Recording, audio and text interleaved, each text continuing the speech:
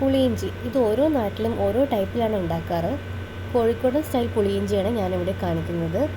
ആദ്യം തന്നെ ഒരു 250 ഗ്രാം ഇഞ്ചി ചെറുതാക്കി മുറിച്ചത്, വാളംപുളി വേണം, ഒരു കഷ്ണം ശർക്കര, കുറച്ച് കറിവേപ്പില, 2-3 പച്ചമുളക്, ഒരു വലിയ നാരങ്ങ വലുപ്പത്തിലുള്ള പുളി വെള്ളത്തിലിട്ട് വെച്ചതാണിത്.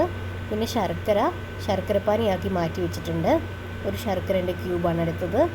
പിന്നെ വെളിച്ചെണ്ണ ഒഴിച്ച് ഇഞ്ചിയെല്ലാം നല്ലോണം മൂപ്പിച്ചെടുക്കണം.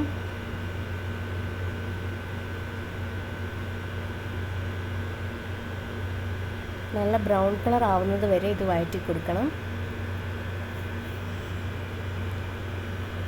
ഇനി അതിലേക്ക് കുറച്ച് പച്ചമുളകും കറിവേപ്പിലയും ഇട്ട് കൊടുക്കാം.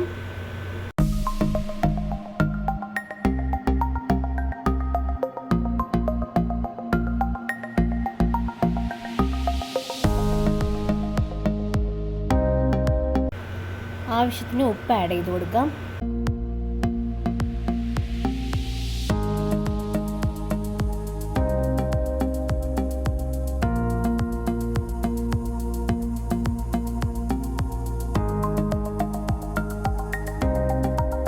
ഇനി ഫ്ലെയിം ഒന്ന് കുറച്ച് വെച്ചിട്ട് പൊടികൾ ആഡ് ചെയ്യാം. 1/2 ടീസ്പൂൺ മുളക് പൊടിയും 1/4 ടീസ്പൂൺ മഞ്ഞൾപ്പൊടിയാണ് ഞാനിവിടെ ആഡ് ചെയ്ത് കൊടുത്തത്. ഇനി ഇതെല്ലാം നല്ലോണം ഒന്ന് ഇളക്കി കൊടുത്ത് അതിൻ്റെ പച്ചമണം പോകുന്നത് വരെ ഒന്ന് നല്ലോണം മിക്സ് ചെയ്ത് കൊടുക്കുക.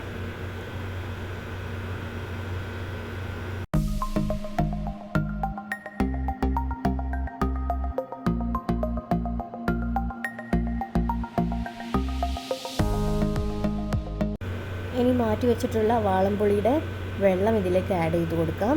അതിന് കൂടെ തന്നെ ശർക്കര വെള്ളം കൂടി ചേർത്ത് കൊടുക്കണം. ഇനി നല്ലോണം തിളച്ച് കുറുക്കി വരണം. ആ സമയം കൊണ്ട് നമുക്ക് അടുത്തൊരു പാൻ വെച്ചിട്ട് അതിൽ അരിയും ജീരകവും ഉലുവയും കൂടി ഒന്ന് നല്ലോണം വറുത്ത് പൊടിച്ചെടുക്കണം. അതിനായിട്ട് ഞാനിവിടെ 1 ടേബിൾ സ്പൂൺ അരി, ചെറിയൊരു സ്പൂൺ ജീരകം, ഒരു 1/2 ടീസ്പൂൺ ഉലുവയും കൂടി വറുത്ത് പൊടിച്ചെടുത്ത് വെച്ചിട്ടുണ്ട്. ഇനി ആ പൊടിച്ചതൊന്ന് ഇതിലേക്ക് ആഡ് ചെയ്ത് കൊടുക്കണം. ഈ തിളയ്ക്കുന്ന പുളിവെള്ളത്തിലേക്ക് ഇത് ആഡ് ചെയ്ത് കൊടുക്കുക. ഇതൊന്ന് ആഡ് ചെയ്യുന്നത് കുറച്ച് കട്ടി കിട്ടാൻ വേണ്ടിയിട്ടാണ് ഈ പുളിയിഞ്ചിക്ക്.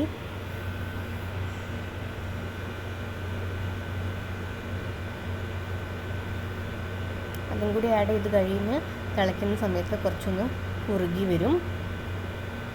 ഇത്രയും മതി, നമുക്ക് ഫ്ലെയിം ഓഫ് ചെയ്യാം.